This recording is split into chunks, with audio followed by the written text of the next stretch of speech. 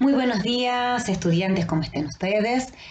Bueno, esta es una de las primeras clases que les vamos a dar ya ubicándonos en el material teórico, en toda la de, que tienen ustedes en el aula, ¿sí?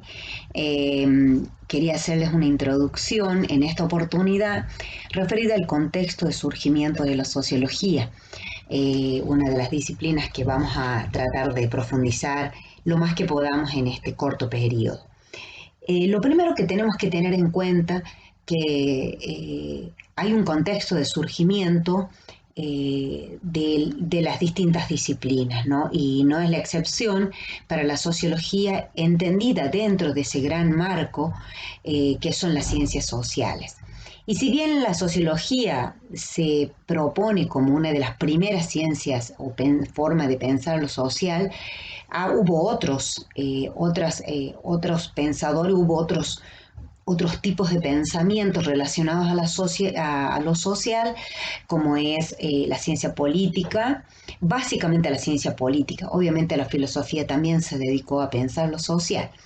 Hay un consenso respecto del contexto de surgimiento, de ese contexto histórico de surgimiento de la sociología, y todos la ubican en el siglo XVIII, también digamos como un proceso de maduración en el siglo XIX. Y eso obviamente se vincula con procesos sociales, y esta es la clave para entender el surgimiento de la sociología, porque hay antecedentes de las ciencias naturales, disciplinas como la física, como la biología, que antecedieron e influenciaron a la sociología en su conformación, ¿no? También tenemos que tener presente que el surgimiento de la sociología se lo ubica geográficamente en Europa, como se ubica a toda la ciencia. Desde una mirada crítica tenemos que decirles que la ciencia como nosotros la conocemos tiene un sesgo eurocéntrico, porque se considera que todo se pensó en Europa, que todo se sistematizó en Europa. Pero eso no quiere decir que no haya habido pensamiento, que culturas previas a la cultura moderna no hayan pensado, no hayan reflexionado sobre lo social y sobre lo natural, sin duda, ¿no? Desde los pueblos originarios, los pueblos asiáticos, eh, donde hay pruebas concretas del desarrollo de un conocimiento, no considerado como científico, pero conocimiento. ¿Sí? Bien, con esa advertencia, pensar a la sociología es pensarla en ese contexto, el surgimiento de la sociología, me refiero, ¿no? Es pensarla en el contexto europeo, en el siglo XVIII y principios del siglo XIX. La pregunta que nos vamos a hacer es, ¿por qué surgió la sociología? ¿Por qué la sociología surge y de manera posterior al pensamiento, al conocimiento de lo natural, del mundo natural, como es la biología y como es la física? Bien, entonces tenemos una cosa que tenemos que tener muy presente, es el cambio de un orden social, que es el cambio del feudalismo, de un modo de vivir, un modo de producir, en suma un modo de resolver las necesidades materiales de la humanidad previo al siglo XVIII. Es ese momento o es ese modo de producción conocido como el feudalismo, que hay todo un proceso de desestructuración, y en el centro de esa desestructuración encontramos lo que se da en llamar la doble revolución. Nos referimos a la Revolución Francesa y a la Revolución Industrial, ubicados obviamente en Europa. Ese proceso de cambio de orden, que es un cambio cultural, es un cambio productivo, es también un cambio económico, es también un cambio político, eh, que significó una desestructuración en todos los planos de la existencia humana en ese contexto, que llevaron y justamente esa desestructuración, procesos revolucionarios, procesos conflictivos, de muchas tensiones, revoluciones que le costaron la vida a personas, a muchas personas, llevaron a plantearnos, a reflexionar o a preguntarnos qué es lo que ha sucedido. Imagínense ustedes las grandes migraciones del campo a las ciudades. Estamos hablando de la desestructuración de un modo de resolver, de un modo de producción, de un modo de resolver las necesidades materiales como es el feudalismo, asentado básicamente en la producción de la tierra, un modo de producción y de subsistencia, ¿sí? Producir solo para responder a las necesidades de cada uno. Entonces producíamos la tierra para resolver las necesidades de comida, de autosubsistencia. No estaba imaginado ni pensado para vender, para producir, acumular y hacer ganancias de ello, ¿no? Eso es una economía de autosubsistencia. Produzco lo que yo necesito, produzco mi vestimenta, produzco mi propio alimento, me fabrico mi propio espacio de hábitat. Pasar de ese modo de existencia, de autosubsistencia, a un modo de producción centrado en la industria. Recordemos acá la revolución industrial que les mencioné al principio. Entonces, ese modo, ese cambio de orden en el modo de producir y de subsistir ha generado grandes conflictos, grandes confrontaciones entre los actores económicos, sobre todo los actores políticos, de vivir de un orden de carácter teológico, donde los mandatos de Dios eran los que ordenaban, ¿sí? Y eran las monarquías, los señores feudales los que supuestamente eran los que velaban por ese orden divino y los que representaban a Dios en la tierra, a un orden sentado en lo que hoy conocemos como un Estado, como un sistema político donde el Estado y el mercado pasan a jugar un rol fundamental. Eso generó grandes confrontaciones y grandes conflictos sociales. Y de ahí la pregunta, ¿no? ¿Qué es lo que le ha pasado a la humanidad? ¿Por qué suceden estos conflictos, estas confrontaciones, estas revoluciones? ¿Sí? Entonces, yo suelo decir que la gran pregunta del millón, la pregunta del millón que va a buscar responder la sociología, es el por qué y cómo surgió el sistema capitalista, que hoy todavía es el mundo en el que vivimos. ¿Por qué y cómo surgió esta destrucción de un orden como el feudalismo y el surgimiento de un nuevo orden, como es el sistema industrial, el sistema capitalista o también más adelante considerado el sistema moderno? Entonces, acá tenemos un primer eje de la reflexión para pensar el surgimiento de la sociología, la pregunta del millón.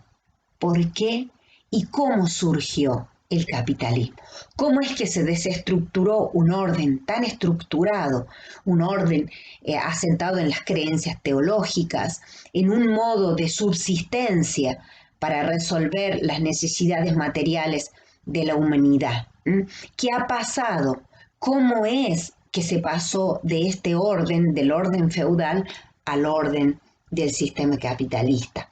Entonces, esta es la pregunta que tenemos que tener presente nosotros para pensar sobre el surgimiento de la sociología, que más adelante se va a encontrar en este gran entramado de la ciencia social, ¿no?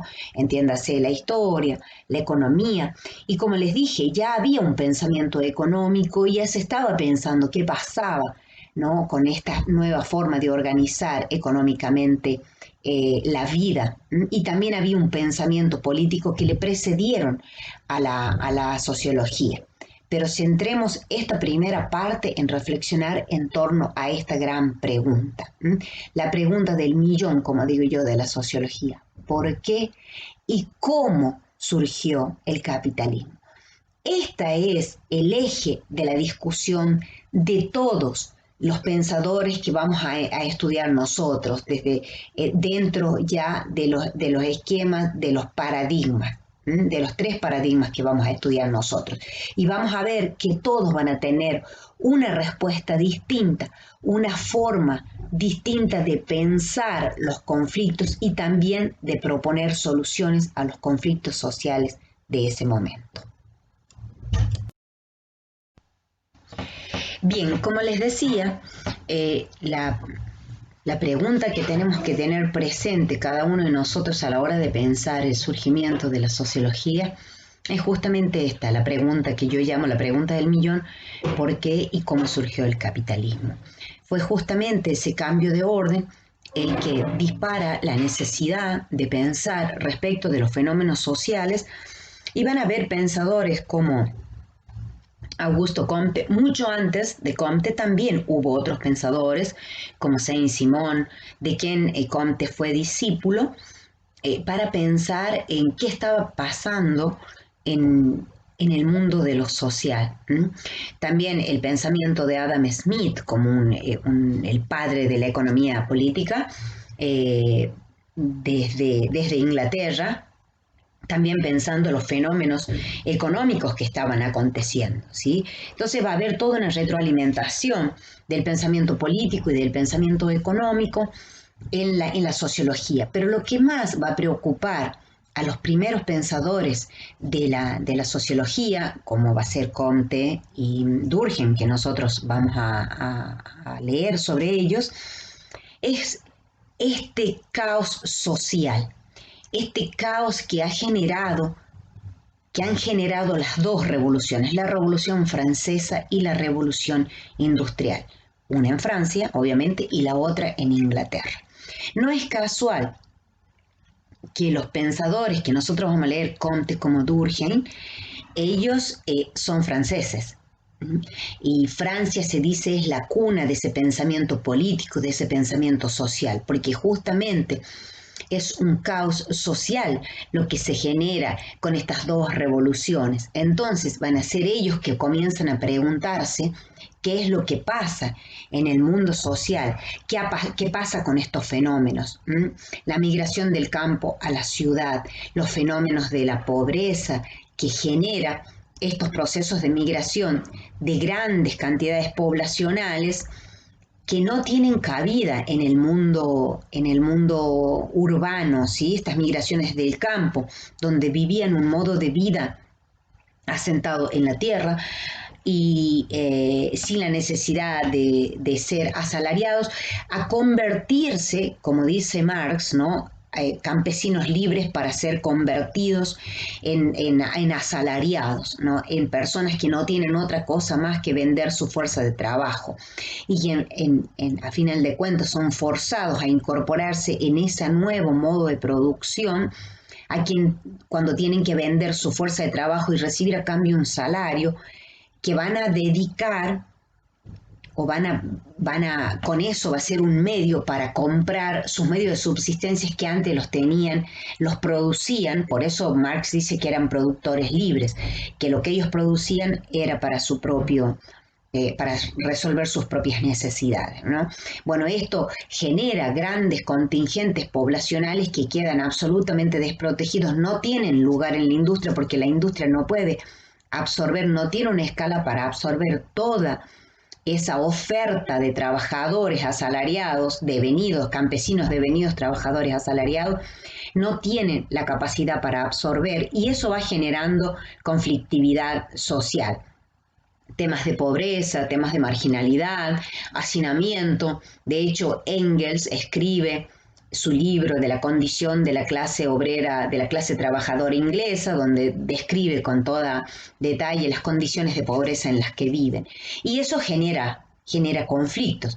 Por otra parte, el cambio de un sistema político, de pasar a vivir de un orden teológico, donde los designios que se seguían eran los designios divinos, es decir, Dios con sus representantes en la tierra, sus representantes, perdón, como es la monarquía y los señores y el sistema feudal, a quienes se debía obedecer, a vivir en un sistema ya como articulándose estos estados, un gobierno, la necesidad de otorgar un consenso del resto de la población a eso, ¿sí? Eso ha generado muchas tensiones y porque obviamente el sistema anterior no se resignó así nomás, digamos, de pasar de tener el dominio de todo el mundo que lo rodeaba a pasar a otros dominadores, vamos a decir, para usar la terminología de Marx. Entonces, nosotros debemos entender que va a articularse esto que más adelante nosotros conocemos como paradigmas de la sociología. Pero todos los tres paradigmas que nosotros vamos a ver, que son de la sociología clásica, nosotros también tengo que decirles que la sociología la podemos clasificar en tres grandes grupos. La sociología clásica, que comprende desde el siglo XVIII hasta principios del siglo XX, la sociología moderna, que también se ubica entre el periodo de entreguerras de la Primera y la Segunda Guerra Mundial y va a abarcar hasta la segunda mitad del siglo XX, podemos ubicarla entre los años 60 y 70, y ese nuevo grupo de pensadores que se dan en llamar la sociología contemporánea. ¿Sí? Entonces tenemos tres grandes grupos. Nosotros solo vamos a ver acá la sociología clásica, es decir, los paradigmas que se articulan en este grupo de los primeros sociólogos reconocidos como sociólogos, ¿no? Porque les dije, hubo otras personas anteriormente que pensaron lo social, pero bueno, hay este consenso de que los sociólogos son estos, ¿no? Bien, entonces nosotros tenemos que tener el eje de la pregunta del millón, el por qué y cómo es que surgió el capitalismo, y ver que estos tres grandes paradigmas que nosotros vamos a ver y los grupos de pensadores que vamos a analizar en cada uno de estos tres paradigmas van a tratar de responder a esta pregunta, ¿no? ¿Por qué y cómo surgió el capitalismo? Entonces, aquí ya entramos a jugar con la noción de paradigma y ver cómo cada uno de estos paradigmas van a responder a estas preguntas, ¿sí? El por qué surgió el capitalismo, cómo es que surgió el capitalismo, ¿sí? Vamos a señalar estas tres preguntas, ¿sí? ¿Cómo surgió el capitalismo? ¿Por qué surgió el capitalismo? ¿Y cómo es que el capitalismo se sostiene, se mantiene en el tiempo? Entonces tomemos nota de estas tres preguntas para que veamos después cómo cada uno de estos paradigmas y al interior de los paradigmas, como cada uno de los pensadores que nosotros vamos a conocer, respondieron a estas tres preguntas, ¿sí?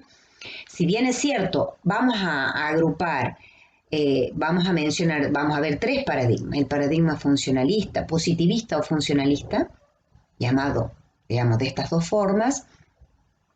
El paradigma crítico, y el paradigma de la acción social, o también conocido como paradigma interpretativo comprensivo.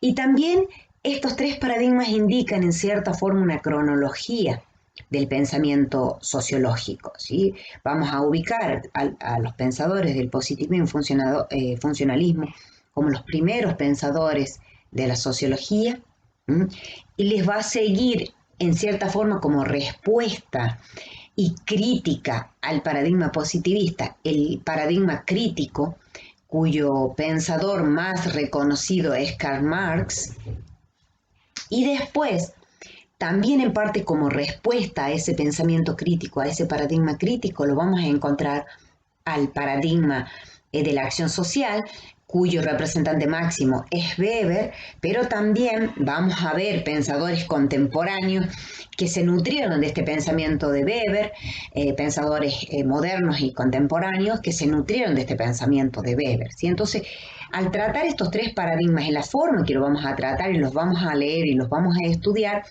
también vamos a hacer una especie de línea de tiempo del pensamiento social, del pensamiento sociológico. Entonces, tenemos las preguntas de la sociología, los paradigmas y las formas en que van a ir respondiendo a estas preguntas, ¿sí? Entonces tenemos que, para esto, entender qué es un paradigma. Así como tenemos que entender el contexto del surgimiento de la sociología, también tenemos que tener claro qué es un paradigma. Ustedes tienen en el aula un texto cortito de qué es un paradigma. Le sugiero que lo lean, ¿sí? Y vayamos entendiendo qué es un paradigma, ¿no? Yo solamente me voy a restringir a decirles que un paradigma es un modelo mental. Es un modelo mental y que deben haber tres condiciones para que ese paradigma, para que ese modelo mental sea una directriz, sea un eje en la forma en que se van a plantear las preguntas, en la forma en que se van a responder a las preguntas, en el método y la metodología que se va a utilizar y también para dirigir las teorías que se van a generar en cada uno de esos paradigmas. Entonces, decimos que para que exista un paradigma se tienen que dar tres condiciones básicas. Primero, que existe una comunidad científica, ¿sí? Estoy diciendo una comunidad científica porque estamos hablando de paradigmas científicos, en este caso de paradigmas sociológicos. Tiene que haber una comunidad científica que va a adherir y le va a dar contenido y sentido a ese paradigma. Tiene que haber, a su vez, un consenso, como segunda condición, un consenso entre esa comunidad. Y la siguiente pregunta que tenemos, consenso en torno a qué. Entonces, consenso en torno a una visión del mundo, de cómo son las cosas, o también entendida como una cosmovisión.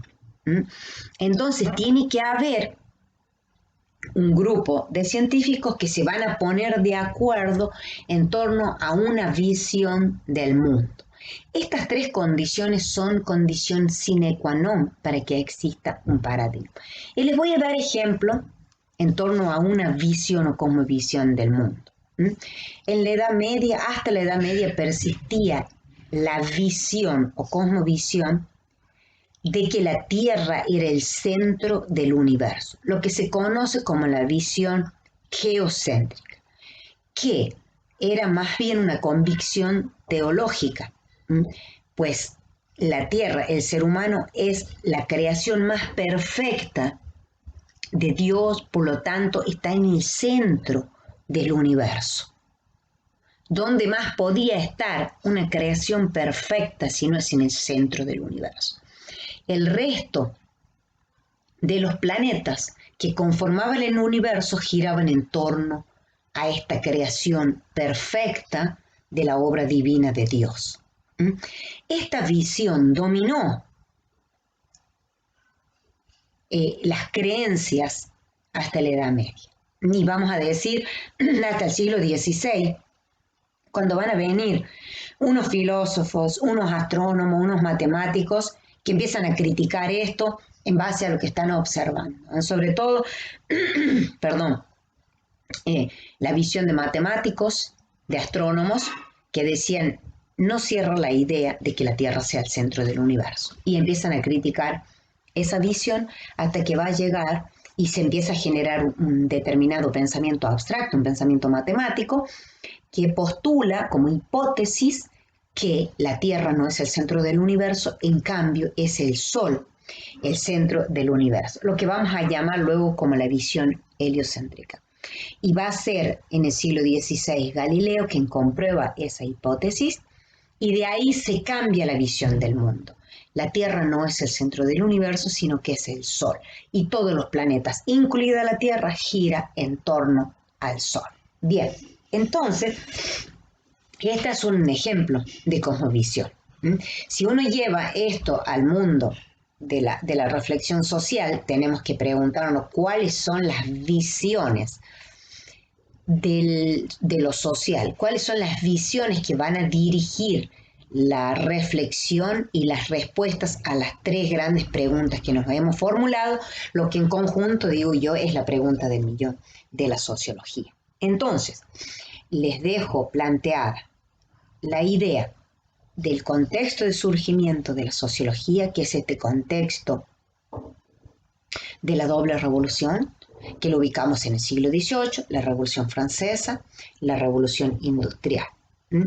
Las preguntas que se van a formular los primeros pensadores de la sociología, como es por qué surgió el capitalismo, cómo es que surgió y cómo es que persiste y va a persistir el capitalismo, ¿no? ¿Cuál es la visión que ellos tienen? Y de ahí la noción de paradigma, que les pido por favor que lean el concepto de paradigma, el texto sobre paradigma, y cuando tengamos entendidos, yo también les voy a subir una presentación con estos, ¿qué constituye un paradigma? ¿Sí? Ya les dije cuáles son las condiciones que tienen que existir para que surja un paradigma, y después vamos a ver cuáles son los fundamentos que sostienen a estos paradigmas. Que en base a esa idea ustedes van a leer todos los textos que tienen, y la reflexión y las preguntas que les vamos a hacer es cuál es la visión que tiene Comte de por qué surgió el capitalismo, cómo es que surgió el capitalismo, cuál es la visión que tiene Durkheim de cómo y por qué surgió el capitalismo. Y bueno, esta idea de que vamos a abordar nosotros tres paradigmas, tener presente que vamos a abordar el paradigma positivista funcionalista, el paradigma crítico y el paradigma de la acción social, o también el llamado paradigma comprensivo interpretativo. Entonces, les dejo estas reflexiones y los textos que van a leer para reforzar esta clase, ¿sí? Vamos a subir dos textos, uno sobre paradigma y sobre también un texto de Portantiero que es muy interesante, que les va a dar un marco general para comprender el surgimiento de la sociología y también todos los pensadores que nosotros vamos a ver, desde Comte, Durkheim, Marx y Weber. Así que bueno, les dejo esta clase que es netamente introductoria, y no olviden que la sociología se clasifica en tres grandes grupos: la sociología clásica, la sociología moderna y la contemporánea. Nosotros solamente vamos a estar ubicados, analizando rápidamente, muy superficialmente, este primer grupo de la sociología clásica. Bueno, que tengan un muy buen día y no se olviden de las lecturas.